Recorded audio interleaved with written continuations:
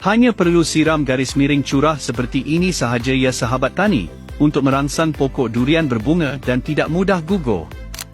Mari kita lihat hasilnya ya sahabat tani. Pokok durian boleh berbunga walaupun di luar musim selepas menggunakan baja yang saya gunakan ini. Pokok membesar dengan sangat baik dan bunganya juga tidak mudah gugur. Dengan booster durian ini, kualitinya telah terbukti bukan sahaja pokok durian yang besar, malah pokok durian yang masih kecil dan rendah juga boleh dirangsang untuk berbunga seperti ini dan berbuah lebat walaupun di luar musim. Rahsianya sangat mudah, hanya gunakan booster durian ini sahaja. Untuk sahabat tani yang mempunyai pokok durian dan ingin berbunga serta berbuah secara konsisten setiap musim, rahsianya ialah booster durian ini ya. Bagi sahabat tani yang belum mempunyai booster durian, caranya sangat mudah.